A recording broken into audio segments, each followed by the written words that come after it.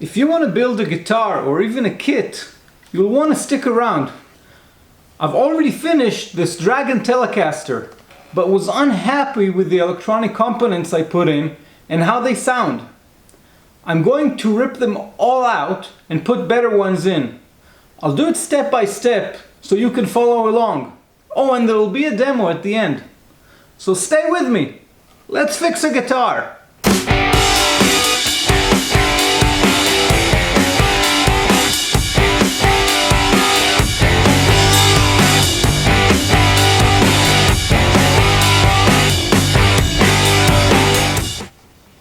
Hi, I'm Yoav and this is the Electric Luthier. Today we'll take this Tele style guitar inspired by Jimmy Page's 59 Tele.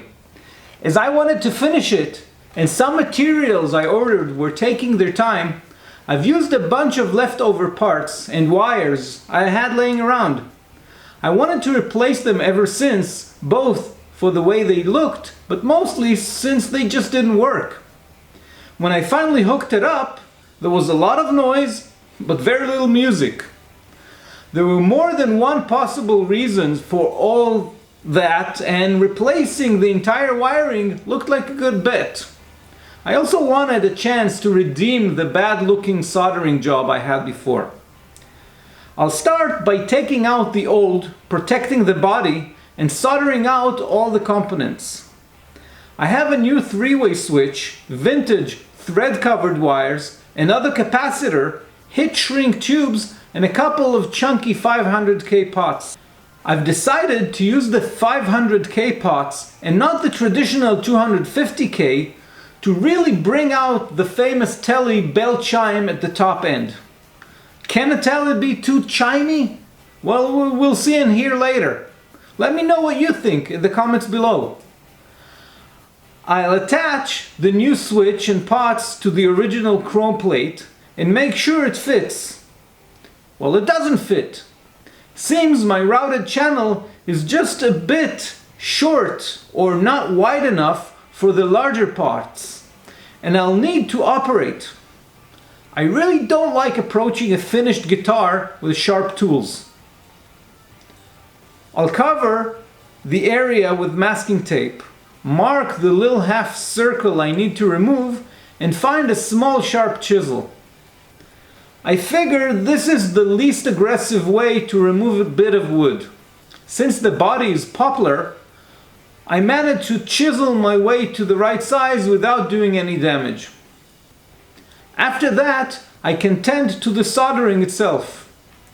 I'm going to be using the same type of wiring, but with new pots and a new three-way switch. The main difference is the switch itself, which connects quite differently than the older one. The first wire is sort of a bridge between the two first leads on the left and close to the camera to the last two on the right at the far side. The diagonal part connecting the two will remain insulated. I'm also trying to remember and pre-tin every wire and every lead, as well as put the shrink tubes before I solder. I might as well. Now I'll connect the two far leads of the tone pot, the one on the left, with the mirror lead on the volume pot, the right one.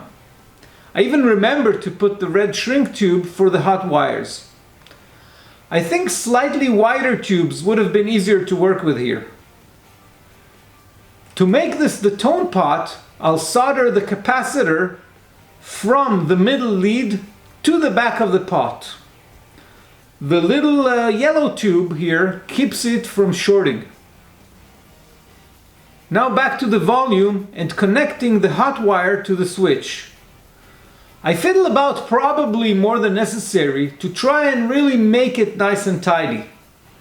The shrink tubes react to heat, and you can shrink them with a heat gun ideally, but if you don't have one, you can try the soldering iron itself, a lighter, or a torch. Of course, you need to avoid direct flame or direct contact with the iron, but if you're careful, they all work. really trying to run this as elegantly as possible. The output jack deserves a new set of wires as well. Nothing fancy here. Just removing the old, short, thin ones to replace with the nice new threaded vintage wires. I'm going to give this little torch a try, and I'm actually very happy with the way it shrinks those tubes. I'm giving the pickup extensions a do-over with the shrink tubes as well. The connection itself is fine, but the tape can be replaced with proper shrink tubes. Next up is grounding the lower volume lead to the back of the pot and starting to assemble all the grounds here. In the former wiring, I kind of ran out of place on the small volume pot and grounded the bridge to the tone, which I think also made a circular grounding issue, which may itself have caused a problem. But this time there's no excuse, and they all fit nicely on the back of the volume pot. So both pickups, the bridge and the jack, all the black wires, are grounded to the volume pot. Now I'll take the bridge pickup, the white wire, and solder it to the right side of the switch, and the neck pickup, the red wire, to the left side. Remember, the switch itself faces the other way, so it should be fine when installed. Our white hot jack wire will be soldered to the middle volume lead, and last but not least is the connection from the volume ground to the tone ground, just back to back. Some more torch shrinking and I'm pretty much done. There's always place to improve, but I'm pretty happy with how it came out. Surely if you compare it to the previous version. A few more screws and this guitar is ready to be played. I really wanted to do this guitar justice, and my personal playing skills may not be the best choice.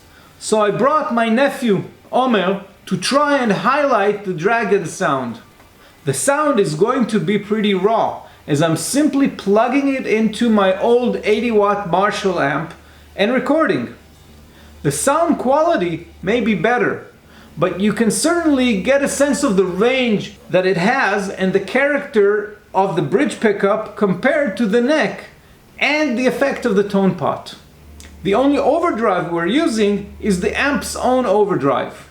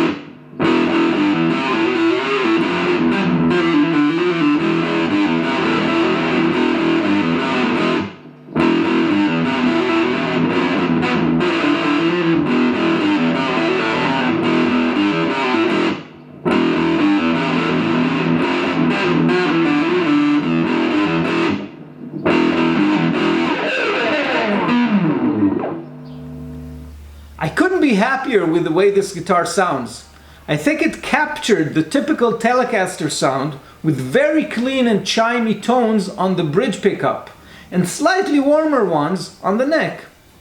I think that too much clear tone, if there is such a thing, can always be dampened, but you cannot really get it if it's not there. Let me know what you think in the comments below. Now, I may have not mentioned this before.